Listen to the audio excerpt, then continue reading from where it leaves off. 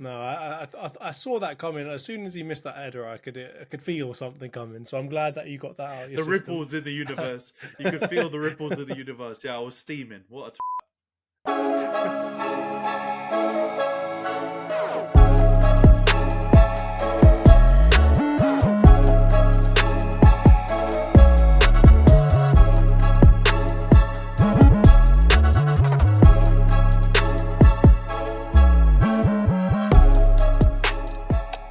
Hello, everyone, and welcome back to the Social Media Derby. As always, before we get started, for those of you that are watching us on YouTube, please give us a subscribe, give us a comment or share, like if you can.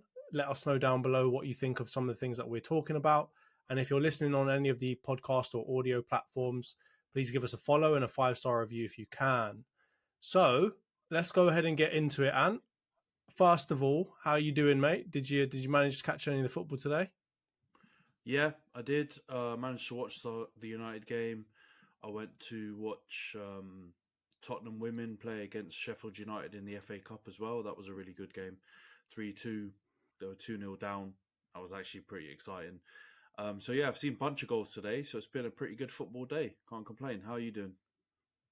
Yeah, not too bad. I was just telling you about offline the Everton Aston Villa game, which was, as I said to you, super aggy, which was a good game to watch. It was quite funny. Um, and then obviously, yeah, just turned off the old Man United Tottenham game. So with that in mind, why don't we go ahead and get started on that match? And before I ask you how you felt it went, let's just remind everyone of the predictions that we made in the last episode. So I think, Anthony, you went for a 3-2 United win, and I went for a 3-1 Tottenham away win.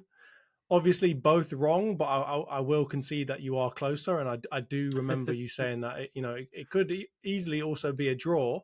So, what did you think of the game? Yeah, it was an interesting one. I think it played out pretty much how we both kind of predicted. Even though I went for a 3-2 United win, I didn't say we'd play much better and we'd be the better team or anything like that. I just thought that the style that Tottenham play was always going to give us a chance, even if we played pretty poorly or didn't play up to certain levels that we think our players can get to. So I think it pretty much went that way, even though the result wasn't correct on either of our sides. I think the game pretty much went the way that we expected. It's not the most inspiring way for United to play, to be at home against a team that, in all respects to Tottenham, most times we beat. And they were a much better team. They had way more of the ball. I mean, their set pieces, they looked threatening every single time. I was bricking it every single time Pedro Porro got on a corner or a free kick. Mm. I thought we were in danger almost immediately. And yeah, they scored from one. They hit the bar with the other. They were really put us under a huge amount of pressure from set pieces. But then from open play, I think if you take away the Bentancur goal, which was really sloppy from us to concede in like the first minute after the halftime break, I don't think they had too many chances. I think they definitely played better football. It was more attractive to watch. But I still think we held a lot of threat going the other way. And I think, you know, we're going to touch on it probably later on in the pod. But yeah, we should have won probably. I mean, the stats probably don't say that, but McTominay has a free header in the middle of the goal in the last minute of the game, and yeah, we win that game 3-2. And I think this is why I caught a little bit of heat on Instagram when I was talking about some of the players' performances, and I think I was talking or mentioned Scott McTominay's performance at Forest, and this is the issue.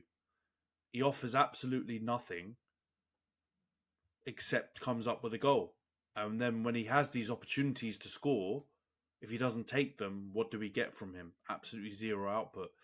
So even though Christian Eriksen looked a bit leggy and he was starting to get kind of overwhelmed, I think, by Bentancur and Højbjerg in the second half, I would have kept him on or I'd have brought someone else on who can actually offer some bite and we don't really have to worry about, trying to provide balls in the air and hoof the ball up to McTominay to try and hope that he nicks a goal like he has in a few other games this season. And we can actually progress the ball in the way that we wanted to. we'll talk about later with the transfers, but there's a couple of players that are mooted to leave United in the next couple of days that I would have chucked on before Hannibal. I mean, before McTominay, Hannibal being one good example. He was in my mind that he came out. Um, but yeah, it wasn't a good game from our perspective, and saying that we could have won and it could have gone exactly the way I predicted. But yeah, it's What did you interesting. make of the goals? I mean, like, because obviously the Hoyland finish. I don't know about you, but he binned it, right? What did Yeah, you he make of that walloped it. goal? And obviously the Rashford goal also was a pretty nice bit of play. What did you make of the performances and the goals there? Yeah, I mean that's probably one of the few bright spots of the game. Really, Hoyland. It was a really clinical finish at a tight angle, and he basically gave Vicario no chance. So that's a really good finish. It will be good for his confidence. He already kind of after he scored that goal started to perform better. He gave Mickey Van der Ven a really good game. I thought, who's generally pretty assured, and the Spurs fans are talking about him like he's the next Van Dijk or something. But I think Hoyland gave him a really good game.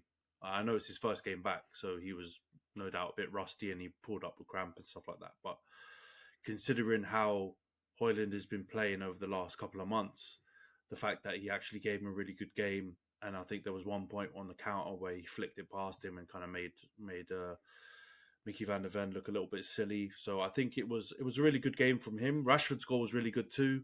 I thought in the first half he looked really at it. In the second half he kind of petered out, and so that's a bit disappointing. But slowly does it. We weren't getting a half of good football from Rashford a couple of weeks ago, so he's got to work his way to the performance levels of last season. So I think both Hoyland and Rashford had a pretty good game for the most part. I wouldn't say they were 9 10s out of 10, but I'd give them a good 7, maybe Hoyland an 8 out of 10. I thought Garnacho looked really good once he swapped over to the left wing. I think him and Udogie they pretty much cancelled each other out when he was on the right hand side. I don't think either one of them got the better of each other. I don't think either had a great game. They kind of just nullified each other.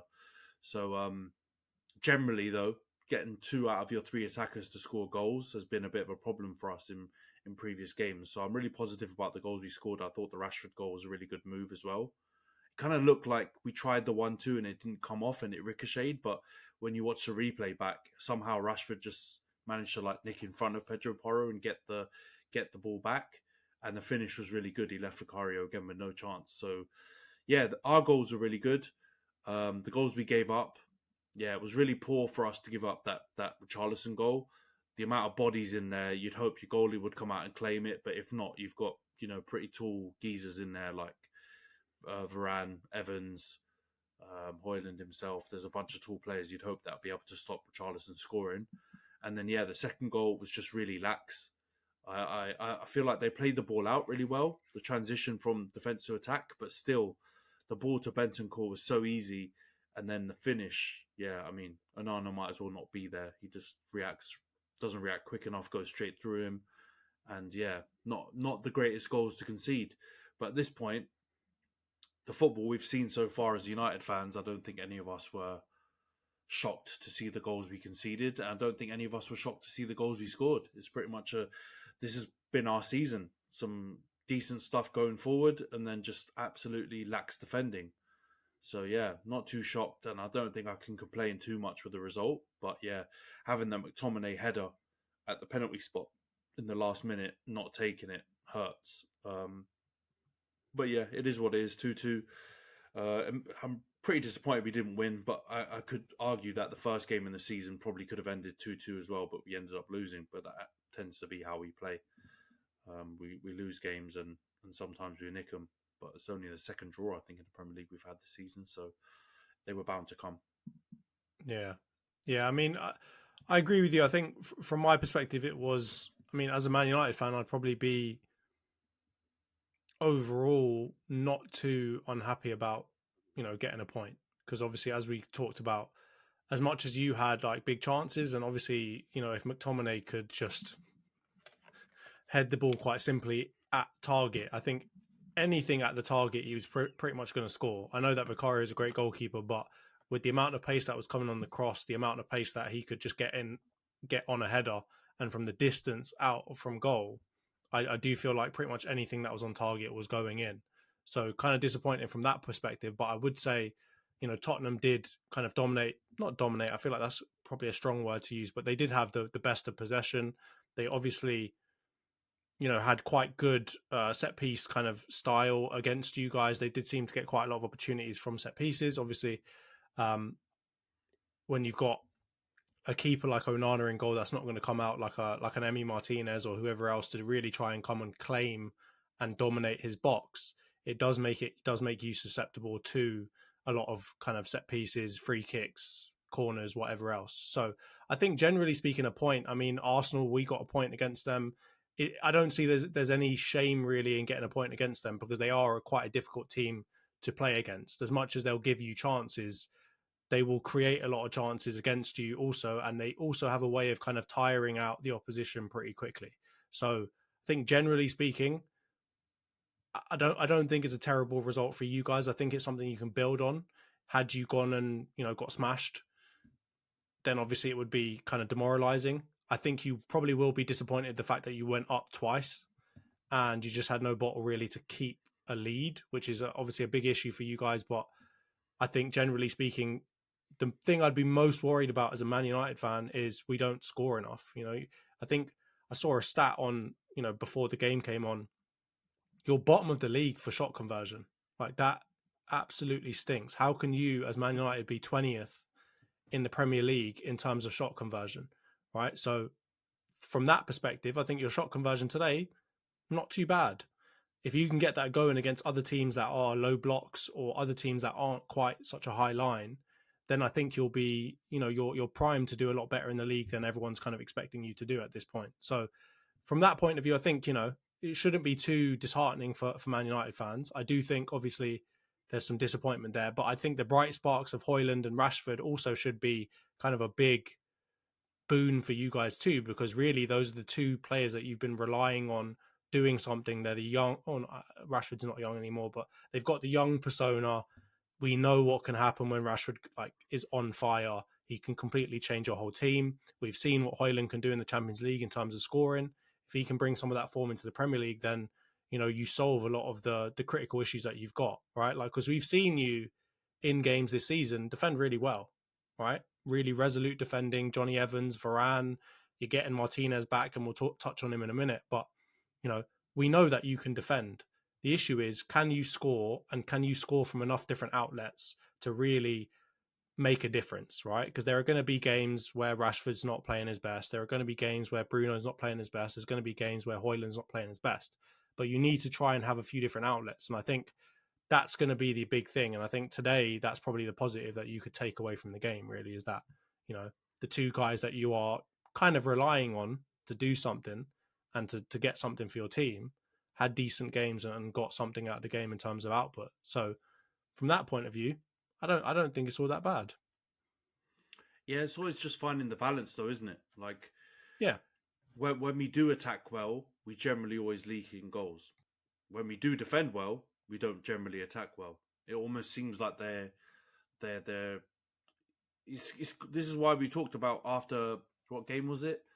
The one I think it was the Forest game, when I was just like, look, people can't say we don't have a style of play. We do have a style of play because our attack and our defense bounce off each other. The problem is we don't have a cohesive style of play, and it's not a good style of play, and it doesn't work clearly because we're in bloody 7th or 8th position in the league. So for us to have a style of play that works, you'll see kind of a correlation between our results. And the reasons why we've been so up and down is because we haven't transitioned from what we were last season to clearly what Ten Hag wants us to be this season well. So when we attack well, we defend badly. When we defend well, we attack badly. It's almost like we have to be gung ho to On actually Foot attack. Manager, you've got two settings: ultra yeah, defensive or ultra attacking. exactly. You can't do anything in the middle. Yeah, and we don't hold the ball. We don't have a possession based style. I can see, and I understand why Tottenham fans will come off the back of that game and say, "I'd rather be us." Apart from the fact they're fifth, joint on points with you guys, and they're pretty close to their targets. And I think we probably have the same targets as Tottenham this season, if we're being completely honest. But they actually hold the ball, but it's not like a Pep. Vincent Company possession style play, or Louis van Gaal where you just hold the ball and do F all with it. They get the ball, but they actually show it attacking intent the whole time. And it's almost like Ange says to them, take the least amount of touches and the least amount of passes to get from A to B. And just Mm. keep the ball moving quickly, because Tottenham, I think, are probably the number. They look, at least on the eye, to be the number one team when it comes to moving the ball quickly, which is always going to be a good style of football to watch, right? Liverpool, I think, are probably up there too.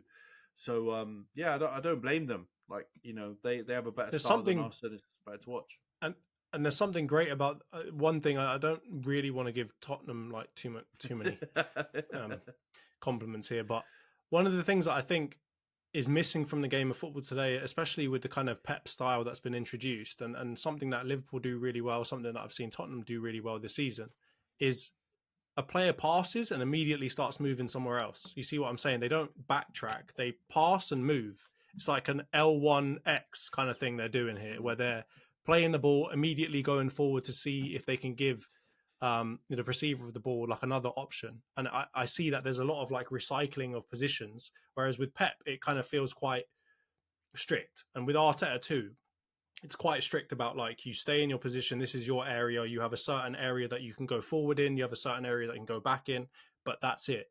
Unless you're like a hyper attacking player, when you've got a bit more, kind of free will to go where you want. For the centre mids, the right back, the left back, they don't have so much ability to go forward. Whereas with, something that I've seen Tottenham do really well this season is you see them pass and move. Immediately they're trying to get onto like a through ball, and it goes well with what you're saying in terms of like minimizing touches. I'll do 1-2 touches and pass it to the guy that's just run off of it, right? So I think from that point of view, they're able to progress up the pitch quite quickly. But at the same time, I think we see in the game, as soon as that player passes and moves, if the next ball isn't perfect or if the next ball gets intercepted, they're screwed because there's someone like missing at the back now. You've got opportunities to start attacking them. And I think that's what you guys did really well today is like, you broke up play, not necessarily always in like the middle third or their third, but you broke it up and then you quickly moved it forward. And that's the kind of style that I think suits United. The issue is, can you do it against low block type teams where they're not going to bomb forward, and that's where I guess maybe the strategy, the tactics from Ten Hag really need to come into it. Yeah, no, 100%. And I would agree with you. I don't think we executed it as well as we have done against Villa and Chelsea. I think we executed it against those guys, and it's not just because we won. I just think generally the execution of, breaking the ball up, harrying the players, counter pressing, and then moving it very quickly to our attacking players on the last shoulder. We did it much better in those games. And to be honest, if we won that game 3-2, the McTominay goal was not from that. It was Garnacho getting it on the touchline, playing in a brilliant ball, and us having a free man in the penalty area. So, cross and header. It's not really the same style. So, yeah. The execution was slightly off, and yeah, you got to praise Tottenham for coming and playing their game. I don't think any United fan or Tottenham fan, I think equally, or rival fan as well, I guess, who would have second guessed Postecoglou coming and doing the same football that he always does was bonkers. He's going to do this now in every single game going forward. Yeah, he has. It's just a given. You can guarantee you will. Some weeks they'll win and it'll be beautiful. Some weeks they'll get a 4-1 like Chelsea. It's the beauty of being a Tottenham fan, I guess. That's what it's going to be like for us. Yeah, it's probably the same amount of jeopardy, but without the excitement. So I can see why the United fans are upset. But yeah, we can get into the finer points now because I know you've got a few questions around the game. Yeah, I think the first one, I guess, is just obviously we saw Leacher, the butcher, come on for I think about 20-ish minutes maybe at the end of that game. Looked decent on the ball. Like he had a couple of like, some opportunities to mess up. Let's put it that way, right? Like I remember in my mind clearly a ball coming to him with two Tottenham players pressing him quite quickly and him being quite far up the pitch and managing to somehow kind of like dummy all of them and hit it back that way, back up the pitch to one of his own players. And I thought to myself, that's what you bought him for. That's something that a lot of players can't do because it's a risky thing to do. Back in the day, 40 years ago, 30 years ago, if you did that, you were getting punched up in the dressing room, right? Brian Clough was coming in there, headbutting you straight away. So, how good did it feel to see him back? And I guess after you answer that, my question will be: is when he is fully back, who's coming out of this team? Is it Evans? Is it Varane? What are you doing, mate? It felt great getting him back. I understand exactly what you're talking about when it comes to the risks he takes. But that's the style of football I think Ten Hag wants to play, and that's the way he played at Ajax as well. Leacher was doing the exact same things. He draws attackers onto him, and then he's got the technical ability to be able to get out of tight spaces. And then once he breaks their initial press, he's got some space and he's got really good technical ability and vision to break lines with his passing. So it's been a massive, massive, massive miss to not have him for these first like 3 or 4 months of the season. And I know you were getting on to me, lots of people were getting on to him for his first few games of the season. But even with that cameo, it was quite obvious to see something was wrong. I mean, we know it because they talked about how he, had a lapse in his rehab with the foot injury at the beginning of the season, and he was rushed back, and that was why he was playing like an absolute mental case. And a couple of people Even got fired, so we can exactly, kind of figure out something happened. Yeah, exactly. A couple of men lost their job, but this little cameo was basically what we saw last season. I mean, there was one point, not the one that you mentioned, where he drew Brennan Johnson on him and then rolled it through his legs, and then got the throw in. And I was just like, oh my God, this is what I've been missing. Seeing bloody Johnny Evans and Harry Maguire before that try and do like the most simple things and not be able to pull them off. And then you see Leacher come back and he's starting to nutmeg people and draw people on and do shimmies and all the kind of stuff you want from your defenders. And I even think seeing that little 20 minutes of Leacher and Varane back together, even Varane looked better.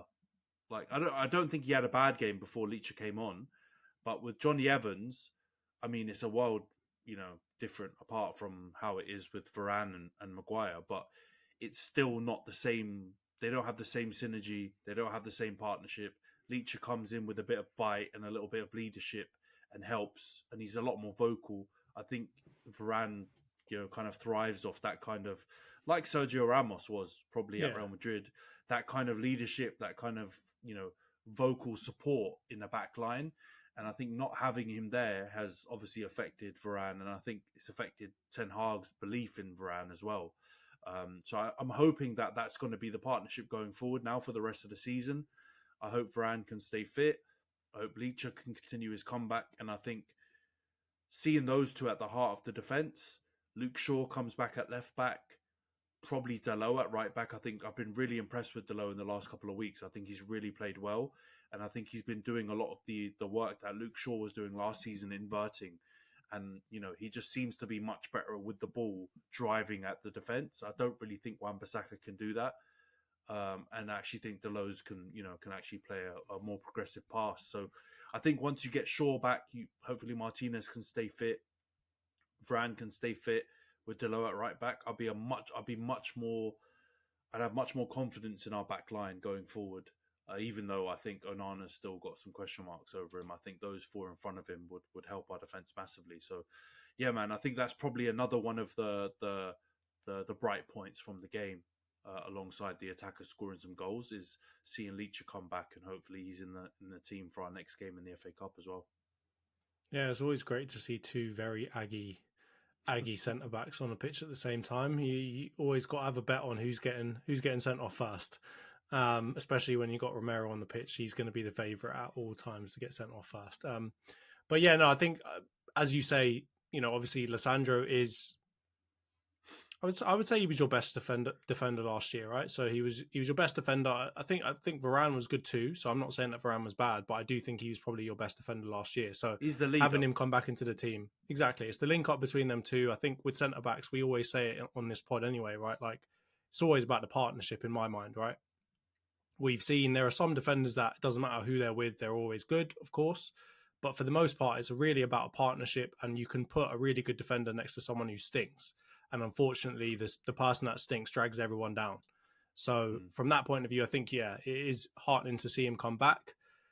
let's just hope he can stay fit, I guess. From a Man United fan perspective, you're probably going to want him to stay in that team and obviously come in for Johnny Evans. Although I do want to say that Johnny Evans has been really He's good done all right. and Yeah, he's done all right. he's definitely surprised based off the fact that he's very old for a footballer.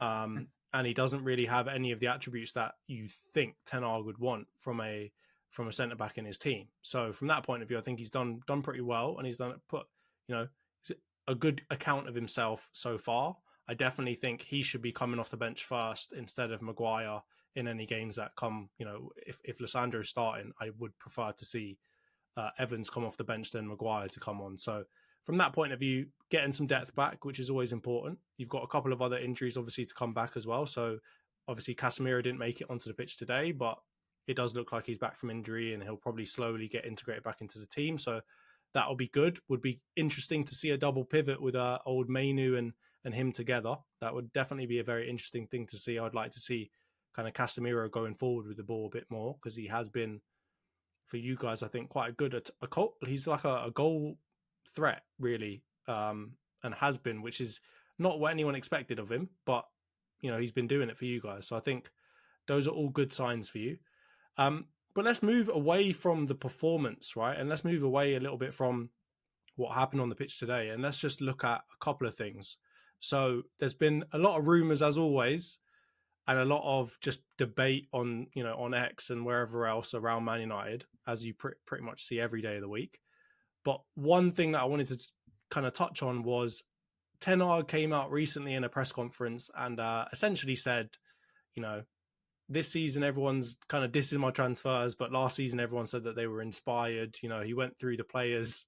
It was very funny when he got to Antony because he was like, he's been okay. And I was thinking you probably should have left him out of that list of players that you were talking about. But I guess his whole point around attitudes changing towards those transfers, do you agree with that? Do you think that there has been a marked shift in like an unfair way towards some of the transfers that he's made? I don't know if it's unfair, but I think there probably has been a little bit. But I don't know if he can really complain that much about that because I do think, for the most part, last season's transfers all banged. Like, let's not talk about them as financial deals because I feel like every single player we bought last season, maybe Ericsson, who's a free transfer, and Malacia aside, were bad pieces of football business. You paid 60 million for Casemiro, 5-year contract, 300 grand. That's mental. He's 30 years old, or 31 years old now. He's got 4 more years on his deal at a crazy wage. That was bonkers. Like, don't get me wrong, we needed that character, and that's obviously why they did it. They decided to do that knowingly, but it's not the greatest deal. The Sandro, like I've mentioned, even when he was playing out of his mind last season, was an overpay. We probably paid 10, 15 million too much for him. And I think because it was a bit of a transfer battle between ourselves, United and Arsenal, we ended up paying more money and getting him. But I would say people overlooked some of those points. Jamie Carragher aside, to be fair to him, because I lost my mind at him last season when he was whinging about that Casemiro deal. But he's obviously right, like about the deal, about the football business, he's right. But in terms of the impact he had on the team, I think he was, just being a bit of a salty Liverpool fan. But I do think the attitude toward those deals has changed because this season's deals haven't gone so well. Like last season, everyone looked at Casemiro, Lissandro, Ericsson, Malacia, generally said all of them went well or were like a moderate success with Malacia and Ericsson. This season, if you look at the transfers we've made, Mount has barely touched the field and we paid 60 million or whatever it was for someone in the last year of their contract. Onana, 45 or whatever it was, he's basically cost us the Champions League and has been slightly dodgy in the league as well. Who else have we bought? I can't even think of who else we've bought. Like Højlund has obviously gone double o 15 or 16 or whatever it was to score a Premier League goal. I've completely ignored Antony because he was a major flop from last season. So like a lot of transfers he's got wrong. I would say he's got like maybe a 30% success rate. which generally is not good when you compare him with other big managers. You could probably say Klopp's got maybe a 65 to 70% success rate. Guardiola's got something similar. I think Arteta's probably been about 50-50. Generally, the big teams' managers, their success is defined on how well their transfers do. And if you look at Ange right now, high line for life, and all that kind of stuff, generally all of his transfers have gone well. Madison's been great. I think Van de Ven's been great. Vicario's been good. He's got a lot more out of old Richarlison.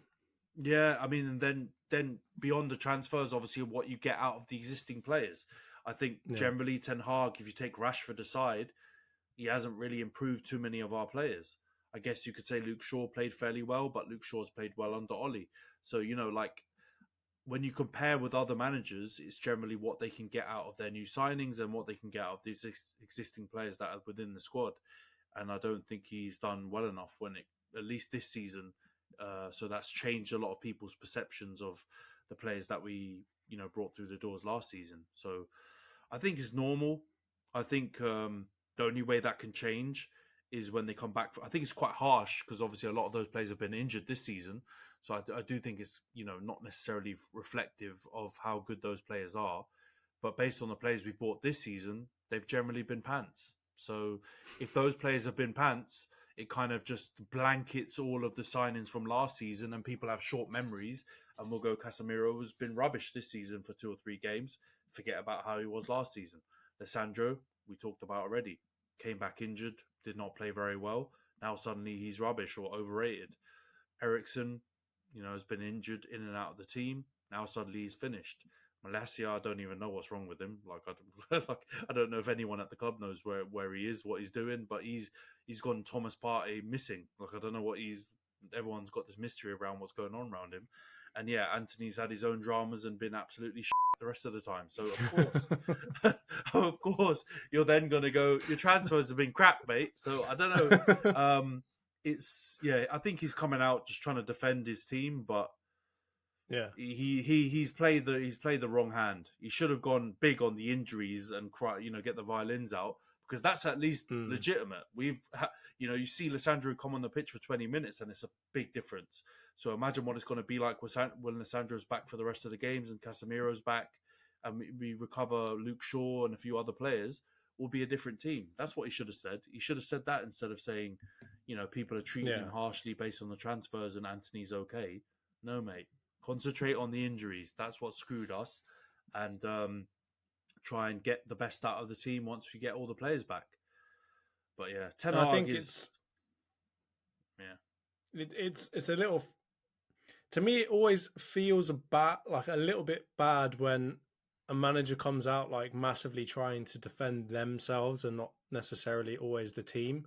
And I don't mean to say that his kind of statement was not to defend the team. Maybe that was his intention, and maybe his ability to communicate is, in English at least, is just not there to be able to do that. But whenever you see a manager come out and make it about them, we saw it with Conte, we've seen it with Mourinho, we've seen it with plenty of managers coming out and kind of making it a little bit more about them and about their signings and about what they've done and about, their team selection. I tend to always feel like they're on the downward spiral of either losing it or just letting the pressure get to them and kind of just capitulating at some point in time. So from my point of view, I think Ten Hag needs to stay away from anything to do with him. He needs to stay away from any questions that specifically focus on his team selection or specifically focus on, his choices, and try to deflect around, some of the decisions that or the reasons why they were made. And as you kind of said, focus it more on the team. So when you're coming out to say, I think everyone said, our signings were great last season and now they say that they're crap. There is a better way, in my mind, at least, to handle that from a communication standpoint. So generally speaking, I'd say to Erik Ten Hag, stay away from questions like that. Figure out, get a PR specialist to come in and train you, do whatever you've got to do, because at this point, those are the exact kind of traps that, unfortunately, journalists are going to have out for you, right? They're going to want to try and make it about you, because when it becomes about you, it's a lot easier to separate you from the team and a lot easier to get you sacked. And I'm not saying that journalists necessarily want to do that, but obviously they've got to have things to write about. And more managers getting sacked means more stories, more eyeballs for the most part. So yeah, not the best, I guess, way of coming out and saying it, but I do agree with you. I think people are again recency bias, man. They're just like looking at, okay, the last 4 months haven't been great for some of these players, either through injury or some performances or both, and just completely forgetting about what you guys did last year, which I think was a massive, in my mind, an overperformance, right? Like I don't know if anybody was expecting you to do that. So again, we just need to keep it a bit more balanced in the conversation and try not to go so deep on one side of the extreme that, Ten Hag doesn't know how to make any decisions now, but last season he was making all of them right? We need to try and think about the long term a little bit more. And I guess speaking of that, something that I've seen on some other Man United content creators' channels is they're immediately talking about Sancho. Right, obviously, there's been some funny stuff come out recently. There was, I think, one guy in the background of a Sancho clip shouting at him, saying like, I can't remember what it was, but it was like, "Have you spoken to Ten Hag, you lazy f word?" Right, like shouting this at him on his debut, or I guess his second debut for Dortmund. He obviously came out with an assist. So everyone's starting the bandwagon of like, oh, it's all Ten Hag's fault, and Sancho's going to be class for Dortmund now. And there's kind of a split in the fan base, and some questions already coming up about would you have Sancho back at United at some point in the future, right? And I saw a conversation happen, basically saying, you know, there might be a point in time where Ten Hag is no longer there, and Sancho is able to come back and kind of save face a little bit. So adding that onto Ralph Rangnick's statement recently coming out saying that Jadon Sancho, had zero attitude problems when he was there and was kind of essentially a consummate professional. What do you kind of make of the whole saga? And I guess two questions: would you ever have him back at Man United? And do you think it's a Ten Hag thing that has changed the way that Sancho has kind of behaved or played? Yeah, I mean, it's pretty ridiculous. But I mean, I've seen probably some of the same content creators you're referring to talk about the Sancho saga, and they've been very clearly on Sancho's. Like, I don't believe there should be sides because we all support Man United, so everyone should just support what's best for the club. But I do think a lot of people have gone, we're going to support Sancho, and they're going to ride or die, and that's what it is. But I think it's quite straightforward. Maybe Sancho doesn't fundamentally have an attitude problem. Maybe it's a combination of things that have happened while he's been there under Ten Hag. So maybe it's a result of the fact that Ten Hag has been playing Antony week in week out, and he's been playing poor, and Jadon Sancho hasn't reacted well to that, and then that's caused him to miss training or be late or not hit the levels maybe that Ten Hag's been asking for.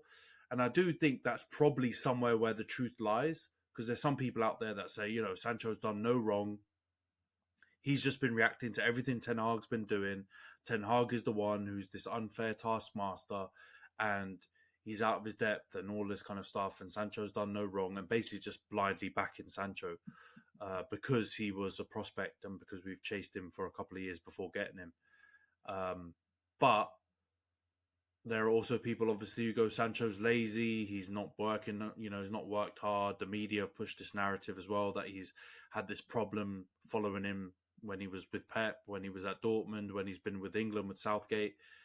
And I think the truth probably lies in the middle. So I feel like if you treat Sancho well and you give him a chance and don't have your favourites, he probably won't behave this way.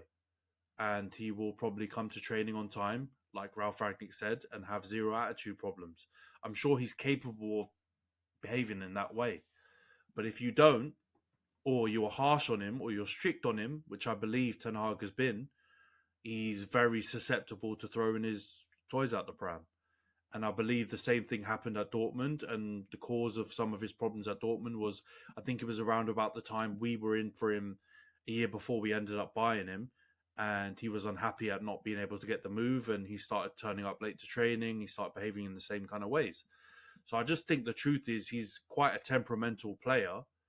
And Ten Hag's management style doesn't mesh well with him. And because of that, he's behaved in the way that he has.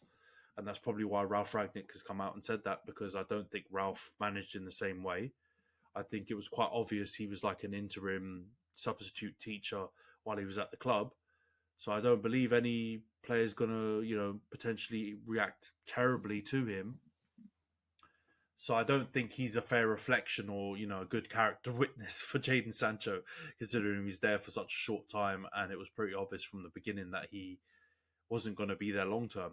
But that's no slight on him, because I really rate Ralph Ragnick, and I still believe he should probably be at the club right now helping us, because I believe from a club building perspective, he's top class. And we probably wouldn't be in these problems if he was somewhat involved and given, enough power to affect the change at the club. But yeah, the Sancho stuff, it's just a circus, man. It's just a circus. Now every time he does anything in Dortmund, this conversation's gonna come up again. And we're going to Dortmund in a couple of weeks' time, and I'm sure we'll see him ball out. He'll probably come out with some assists or score some goals, because he's a good player. And Dortmund are a good team, and they're generally one of the top 3 teams in Germany, so they win most of their games. There's quite a big disparity between Bayern, Dortmund, and this season Leverkusen. So I don't think that's a fair reflection of Sancho either. He was able to ball out before we bought him as well. That made no impact on how he performed in the Premier League. So I think you just got to look at things logically and not come in with any sort of bias that I'm Team Jadon or I'm Team Erik ten Hag. Every fan should be Team Man United. I don't care about individuals in this perspective. I'm not celebrating seeing Sancho leave.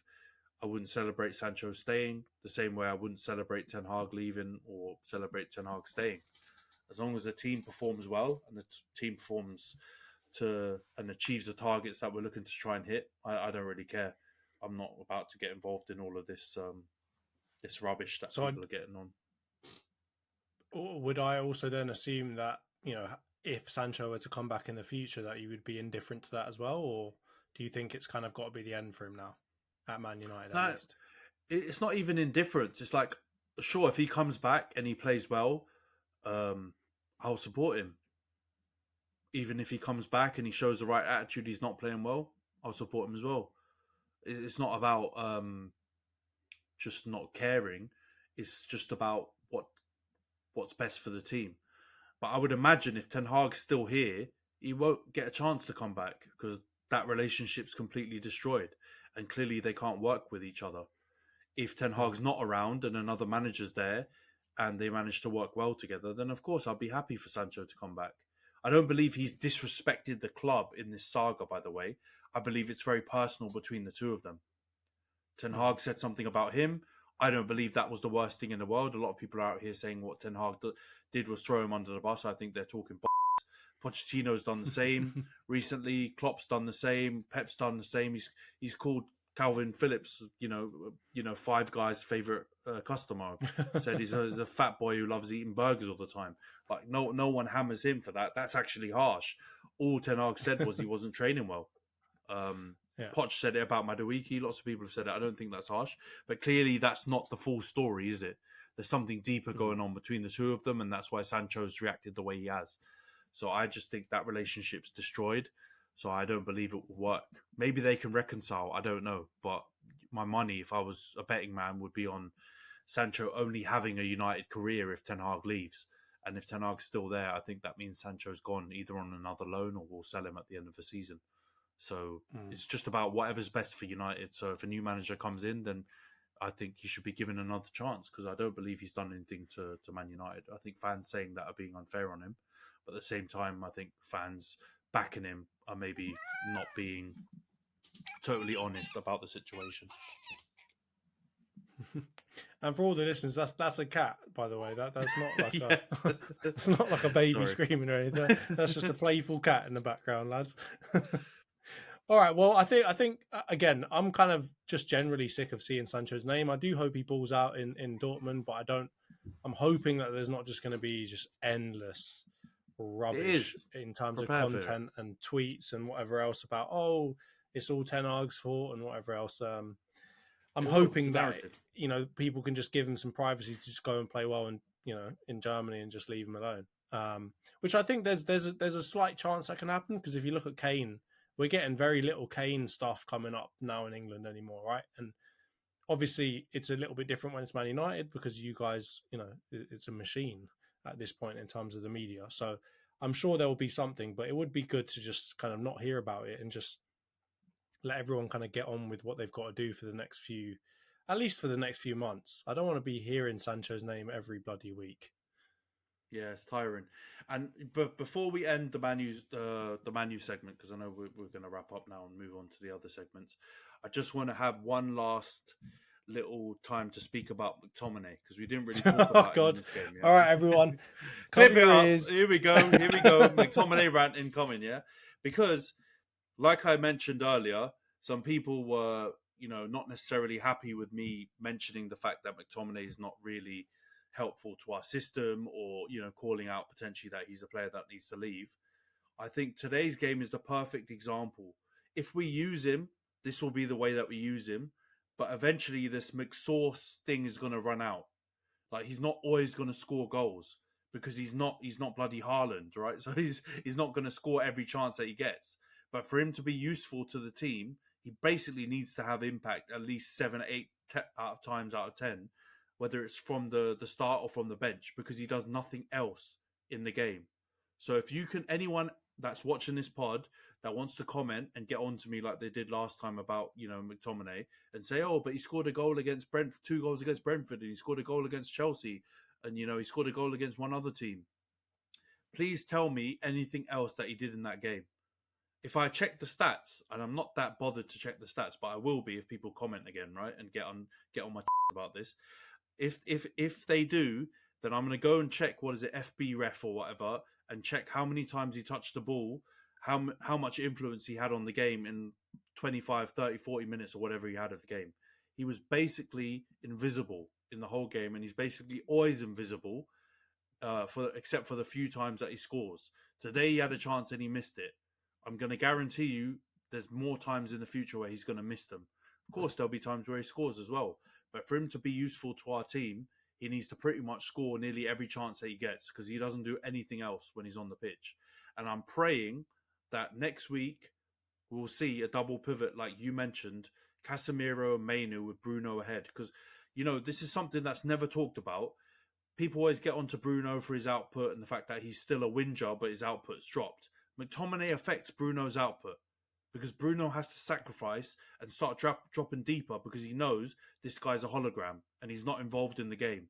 So if you were to kick McTominay out of the team, put 2 more stable, defensively minded midfielders behind Bruno, I bet you everything that I own that Bruno's output with the goals and assists will go up massively. So it's hurting our team. So McSauce out, please. And yeah, we'll talk about it under the comments if you disagree. But that's the last part I wanted to get in there, because yeah, it infuriates me. He scores one goal and everyone's like, McSauce, you can't say anything bad about him. But trust me, you can. He plays poorly enough that you can say a lot of things about McTominay and critique his game. It's not the way forward for Man United. He's either a fringe player or you get rid of him. Gotcha. No, I saw that coming. As soon as he missed that header, I could feel something coming. So I'm glad that you got that out of your The system. ripples in the universe. You could feel the ripples in the universe. Yeah, I was steaming. What a Yeah, my ears started burning. Everything started going wrong. As soon as I saw that happen, I was thinking, yeah, Ants is going to be off on one. But anyway, let's get into just a quick preview of next week, or I guess next weekend. So we've got only one match really to preview, and that's for my team this time. And so Arsenal, I believe, are playing Crystal Palace at home on, I think it's on Saturday. I think it's a Saturday kickoff at about 5:30, right? Yeah. So obviously, it's been a little bit of time. We've seen now Arteta in You've calmed down. in Dubai. Yeah, it's been a little bit of time. Yeah, I've had some rest Bay. and exactly. Yeah, I've seen now Arteta out in Dubai getting a tomahawk steak and all that. Yeah. So obviously, yeah, this is a good opportunity for us to kind of break this terrible streak that we're on at the moment. Our past results against Crystal Palace have not been too bad, so I am hoping for the best. But Ant, what do you think? What do you think in terms of this game? What are you thinking might happen? Obviously, Crystal Palace have lost a few people to AFCON as well. So, what do you expect from this game? Yeah, it's an interesting one. I think when it comes to the form table, I think both teams are not doing fantastic. I think Palace have also not been getting the greatest results ever, and you guys are at the lowest ebb you guys have had for probably like a season and a half when it comes to results and general vibe around Arsenal. Like Lee Judges, Turkish, everyone's losing their mind at AFTV. So that's normally a sign of bad times for you guys. I would expect you to win. Um, I can't see any reason why Crystal Palace will be a difficult team for you to play, other than the fact they're going to play a bit of a low block, and you've sometimes had some trouble with that. And I Quite could physical see as well. yeah, they're a pretty physical team. They're not quite Fulham, but Yeah, they stick it on you. So I can see it being a bit of a bit of a battle, but I don't think you'll struggle too much. I think you'll win, but it'll be pretty close because Palace they work really hard, and good old Roy has them playing a real honest style of football.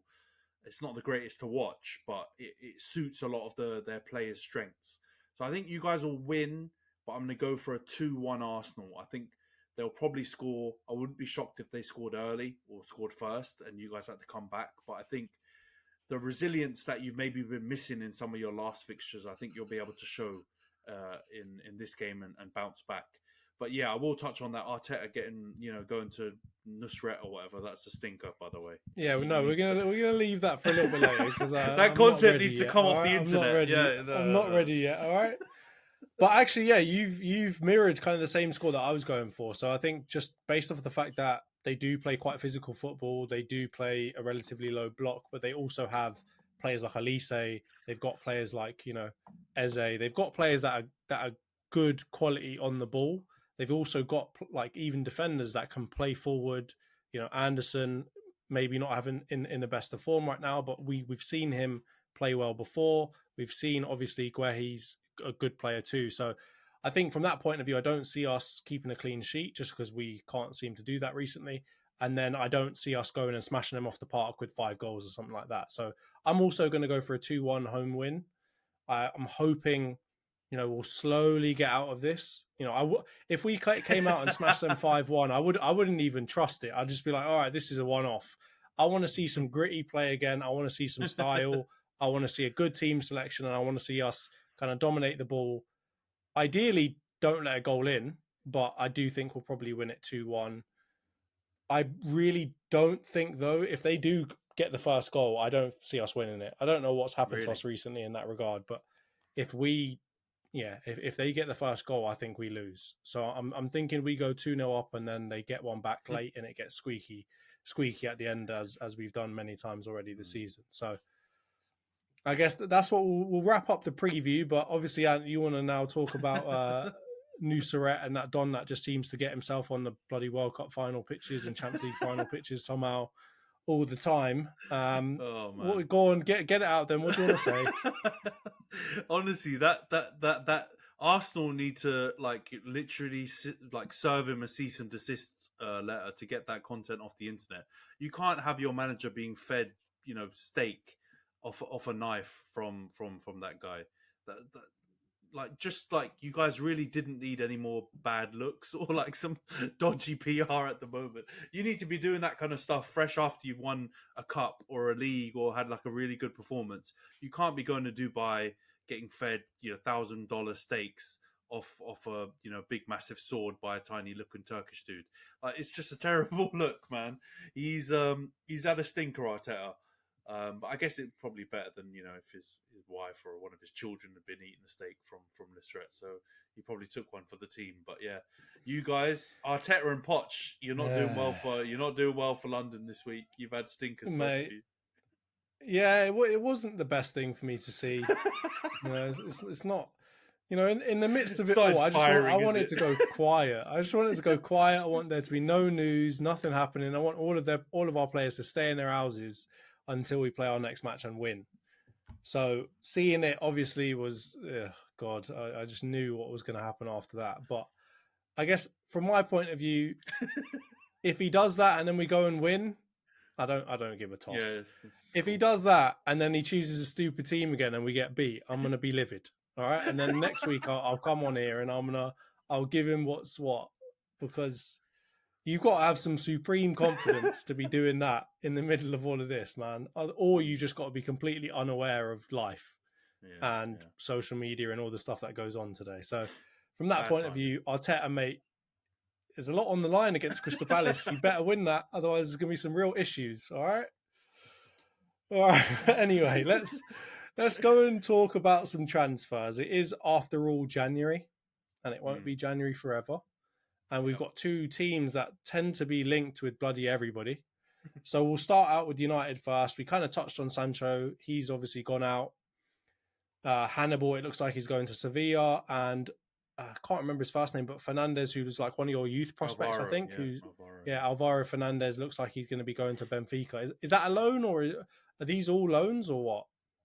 Mate, I'll tell you, I'm more livid about these bits of news than the result and the performance against Spurs today. Not necessarily with Sancho one, we won't talk about that too much more. But I'm absolutely devastated we're letting go of Hannibal, and I understand that's a loan with a buy option, but we've got a buyback clause to bring him back after that. But he's got a place in our squad. This is what I mean about flipping McSauce that I talked about earlier. Why don't you bloody loan McSauce to Hannibal? Do they? To Sevilla. Do they want him?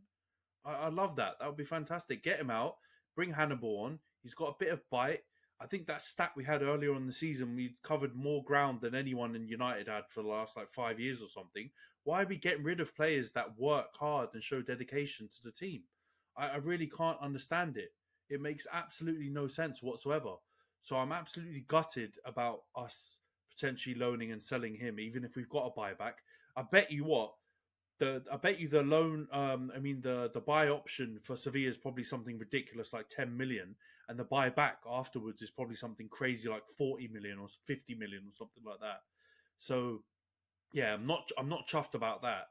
I'll leave the door slightly ajar if there is a good buyback clause or whatever, and things are reasonable and it looks like a decent piece of business. But it looks like we're just trying to balance the books with that one. So I was really sad to see bloody Fabrizio Romano's here we go on that deal. That really made me upset. And then the Alvaro Fernandez one, I just don't understand why we have this like system where we buy these good youth prospects, train them up. They always show a bit of prospect, and they look like they're actually going to turn into decent professionals, or in Hannibal's case, actually fill a place in our squad, and then we sell them. So a good example is Luke Shaw's absolutely injury prone. He's always got a problem. And I know it's not necessarily his fault. Some of the time it's to do with that metal plate that's in his leg from when he broke his leg that time. So I'm not blaming him whatsoever, right? I'm not going to do a rants and bants and talk about him being fat and loving burgers and all that kind of stuff, right? I feel like he's actually got a legitimate reason why he's got injury problems and he's going to have flare ups because of the metal plate in his leg. But now it looks like Malacia is quite injury prone as well. He's missed all of this season. He missed a chunk of last season. It makes sense that we keep a young up and coming player on our books, whether it's loaning them out but having a break clause where you can bring them back if we need them, like Liverpool have done with that Owen Beck lad that they loaned up in Scotland. Why are we trying to sell him? Like, as far as I know, the Fernandez deal was to sell him to Benfica. No talk of a buyback clause. We might now be loaning him with a buy option for them to buy. Either way, why get rid of these young players that are showing promise? He's been doing really well in Spain, apparently. I think he's at Almeria or Granada or something like that. Like, why are we doing these deals? It just smacks of us trying to make a bit of money when there are actually sellable players that are in our first team squad that we could make more money back from, like Maguire's, like McTominay's, but yet we're choosing to keep them. So that really upset me when I saw these deals selling all these young players with promise, because we've talked about it before on the pod. I would rather keep and play the young players than some of our overpaid, diva players that we've got in our first team squad. So selling them just, it looks like we're doing things backwards. So I'm not happy about that at all, to be honest, mate. especially in the, I guess, in the environment. Obviously, watched the game yesterday. Bloody Oscar Bob coming in and scoring a really good goal off of a really good De Bruyne assist. Add to that, obviously, Cole Palmer kind of like being the best part of Chelsea right now. Yeah, exactly. It's you see both sides of the coin, right? Like what you could be doing with these young players is actually playing them, developing them, and filling in, as you said, gaps in your squad with somebody that has potential, somebody that can improve a lot quicker than some of the players in your team who are kind of set in their ways.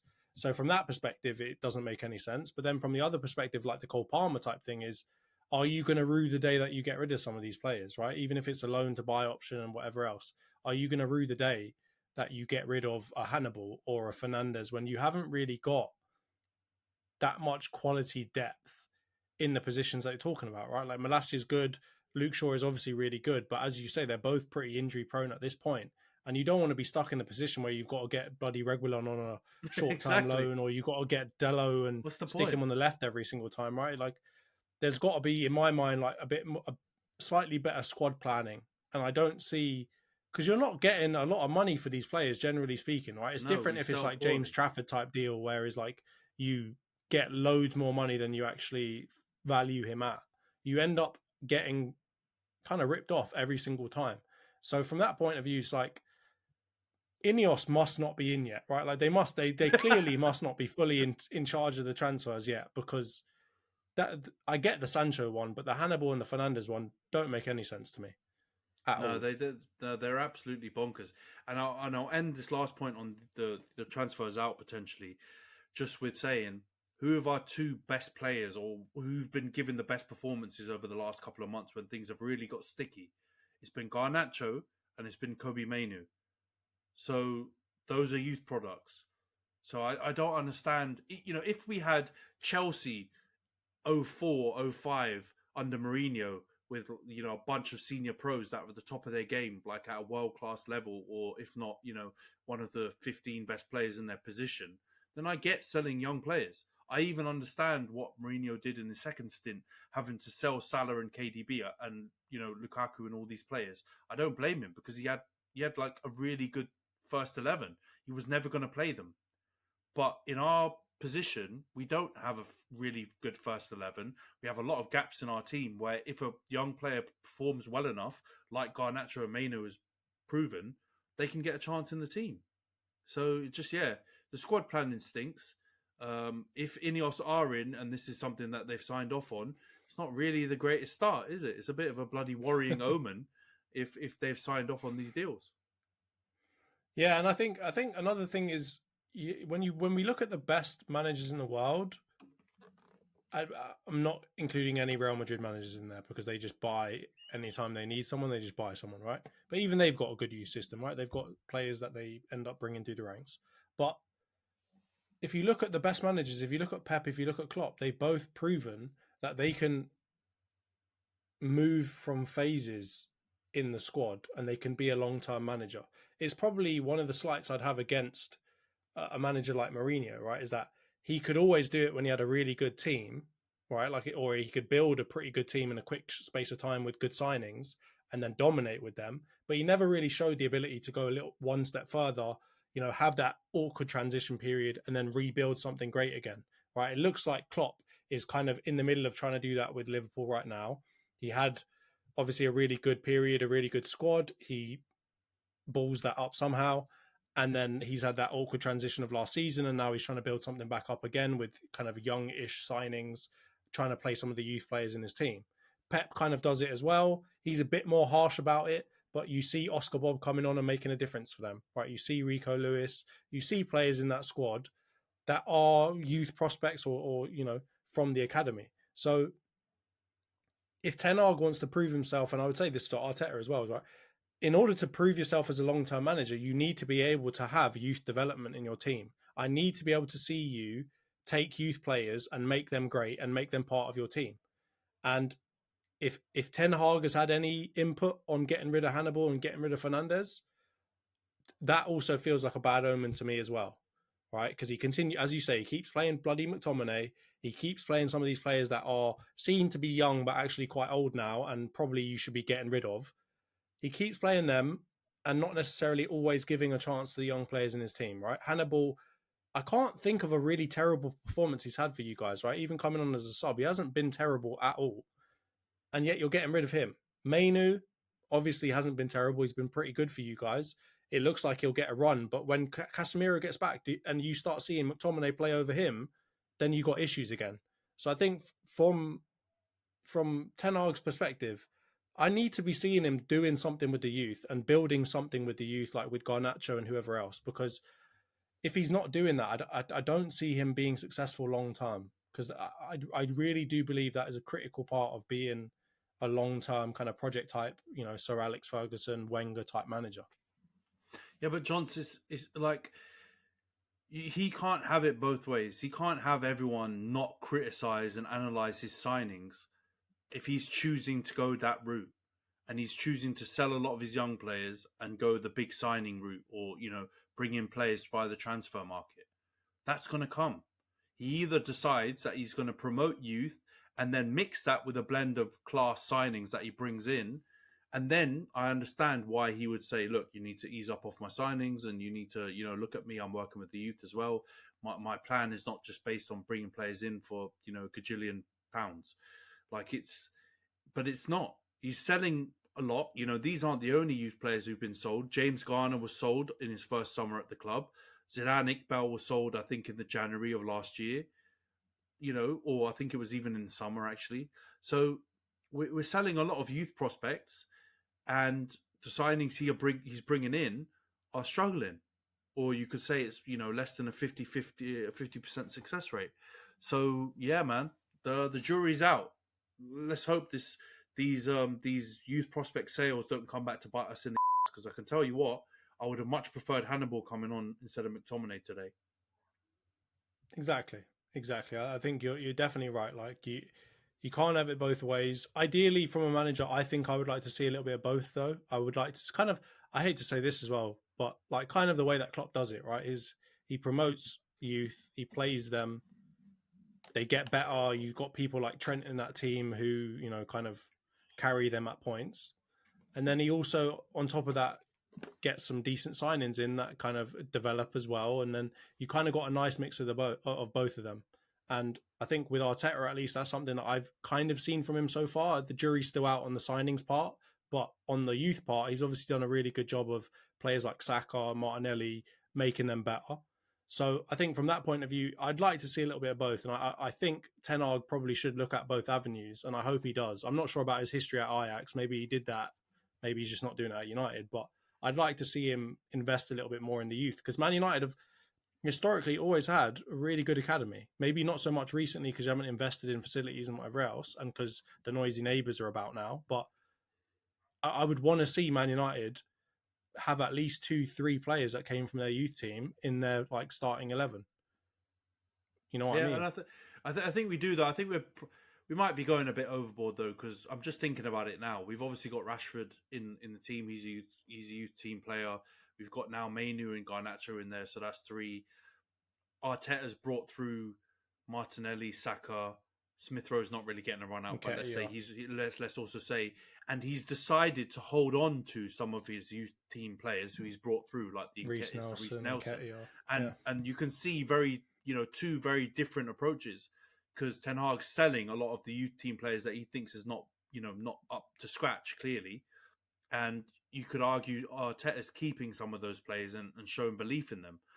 Let's look at what the Arsenal fans say. A lot of Arsenal fans, maybe not you, Johns, but a lot of Arsenal fans say, sell Nketiah, sell Reece Nelson, get someone better in. So what are we asking for? Are we asking for them to stand by these players the way Arteta is? But then when things get a little bit dodgy, you say sell them and bring someone world classes. Let's just see how it goes for Ten Hag. He's chosen to sell them, so now he's got to replace them with better players that are going to help us grow. And maybe we'll see the same of Arteta. Who knows? In the summer, he might decide to sell Nketiah, and might decide to sell Nelson, and then he's going to have to replace them. So, let's see how it goes. It's just, it doesn't feel good, because I really had some, it's quite different in that Nketiah, I think, and Nelson have maybe, to a less extent, have proven maybe that they're not up to scratch. I don't believe Hannibal and Fernandez definitely have had a chance. They've been, So yeah, they've been given a much longer run of play, and I think yeah, that's part of the reason you're talking about with Arsenal fans have kind of said, "All right, I've seen enough of this guy now. Fair enough, get rid of him because he's not good enough." But I think, as you said, with Hannibal, with Fernandez, I don't think I've seen Fernandez on the pitch once. I'm sure he's been on he it hasn't once, played but for us. I've He never might have actually come off seen the him. bench. Yeah. I've seen Hannibal maybe 4 or 5 cameos off the bench. I don't think I've ever seen him start. He probably has though, but I don't remember it. Started at You haven't Burnley. really given them enough time, even with Mainu, right? Like, had you not had all these injuries, had you not had all these problems, I don't know if you're going to give him a run out. And that's where I'm even saying to you, like, with Casemiro back in it, if I see Casemiro come back and then I see a double pivot or a single pivot with bloody McTominay in front of him, then man, you like there's a problem there because you've given Mainu a run out. He's been good. So if you're then going back, reverting back to McTominay now, then there's a problem there, right? And I think that's where I'd say is the thing to watch out on. Is like, I don't mind if you want to go for a different style and you want to buy players that are good instead of like investing in your youth, even though I would prefer that. But you can't be keeping the dead wood. Like even if you've got Mm. McTominay, Rashford, Garnacho, and all that in there, Rashford's proven he belongs in a team. Fair enough. Garnacho seems to have proven that he belongs in your team. Mainu's getting close there, right? Like give him a few more months, and I think he could get there, right? McTominay's a youth player too, and he's proven he stinks, and you keep playing him. So it's weird how he's choosing what youth or what kind of Man United through players to play in his team. It doesn't make any Mm. sense to me. Yeah, let's see, man. I'm at this moment not. I don't get a good feeling seeing those players leave. Right, there's some players who Yeah. I've been kind of agnostic to leaving. Those ones, like I just really believe we could have used them in the squad. And yeah, it just I think it proves maybe the point we were talking about earlier. A lot of United fans' confidence in Ten Hag's transfer dealings has dropped to the floor. Like a lot of us are starting to Hmm. question things and are getting a little bit twitchy. So let's hope they turn out okay. But at the moment, yeah, I've got serious worries about some of these deals we're doing. And the last thing I'll say on it is when you are loaning them to teams like Benfica and Sevilla and Dortmund, who typically pick players up and then turn them into absolute stars and then rinse them for like 100 mil to United or to somebody else. That's a bad sign. If you're sending them to Newport County or if you're sending them to someone crap, no offense, Newport County, but if you're sending them to someone crap, then fine, right? No one else wanted them, whatever. But you're sending them to Benfica, or you're sending them to Sevilla and Dortmund. These are like 3 notorious teams for like being able to offload players that they've bought cheaply for hundreds of mils. So bad sign there. But Yeah, yeah, that's the last I'll say on that. I think yeah, no, I the agree next with you, thing, man. I agree with you completely. Like, yeah, I forgot to mention, Ted Mengi is another good example. We sold him to Luton for like 1 million. He's played about 5 or 6 games now for them, and there's rumours of Luton selling him next season to Villas and Everton's and Spurs for like 20 million. So it just goes to show we are just proven to be absolutely abysmal when it comes to selling players. And yeah, you make a really good point. When I'm looking now at our episode outline sheet, Dortmund, Sevilla, Benfica. If there were 3 teams in Europe that were better at spotting talent than them, I'm gonna need you to tell me, because those guys go and buy the best young players in the world, and like you said, flog them for like 100+ million. So as soon as they show an interest in my players, I might just say, you know what, I'm going to keep them because they're I'm obviously keeping pretty him. decent. Exactly. You can take McTominay, but I'm keeping them. Take Tom. I'll send you like on FIFA. When someone comes in to try buy one of your good players, and you say no, here's Jed Spence or something like that, and you try and flog you one of Yeah. your worst players. Like that's what I'd be doing. Like you want Hannibal? Sorry, you can get McTominay, and you pay me 40 million. That's what I do. It's about time we rinse the other way Yeah, around, right? It's exactly. We always need to start. Benfica Yeah, we rinsing need. everyone else. All right, but very quickly, I've seen some rumors about Garassi, obviously Choupo-Moting and Elise. We kind of talked on Elise previously, but what do you make of the whole Garassi rumors? Do you see that being true? Do you see that maybe coming true in the summer, or do you think that's just one of those rumors that's just going around but has no kind of real backing to it? So I think the Garassi one and or the Choupo-Moting one, the kind of older, more experienced striker could happen if we got rid of Martial. I think Martial's made clear he doesn't want to leave now, so I don't think those deals are going to happen in January. I think in the summer, more likely, I think we'll go and get a different striker because we'll have more time to have scouted, a proper person to fit that role. I feel like a Guirassy Choupo-Moting one was kind of like just a bit of a short-term fix, a bit Weghorst-y, a bit Igalo-y, you know what I mean? And I don't think we'll do that in the summer if we have a bit more time. Guirassy, that might be one that we do in the summer, but you have to keep banging in goals because he doesn't have enough evidence behind him, stats behind him to prove he'd be a good signing just yet. He'd need to really prove it for at least one season in Stuttgart. So let's see. I don't think any of those are happening. I'd be shocked if we got anyone in this transfer window because more likely than not, we're going to be selling, loaning players out because we're getting so many players back from injury. So yeah, I don't think any of those are on the cards. Yeah, I think I do think it would be probably prudent of you to do so though, because obviously Martial, as much as he says doesn't want to leave, is a hologram in your squad essentially, right? It may not be a hologram on the pitch, but he's a hologram in your squad because he's very rarely fit to actually play. I think the jury's out on I guess Højlund in that sense that like he did come with an injury. He doesn't look like he's going to get injured again. He seems like he's built of the strong stuff. But if you lose the let's say Højlund goes down injured, you're in a pretty bad position because you relying on Martial stinks. And then Rashford's clearly said he doesn't ever look like he ever wants to play striker. So I do feel like you could do with maybe something in that kind of striking region just as a backup. Maybe Guirassy's probably a bit too good now, at least with what's going on at Stuttgart right now. His goal record's pretty nuts. But I could see like a Choupo-Moting coming in on loan just in case because it is perilous to be relying on Martial as your backup striker with a 20-year-old kind of not unproven, but a 20-year-old striker in front of him who could get injured in the future.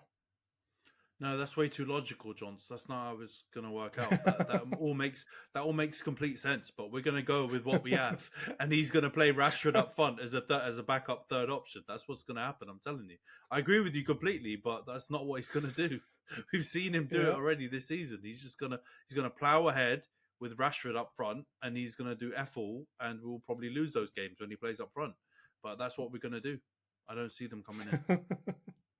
It's just all true. right. Well, the defeatist mindset. All right, let's go to Arsenal now.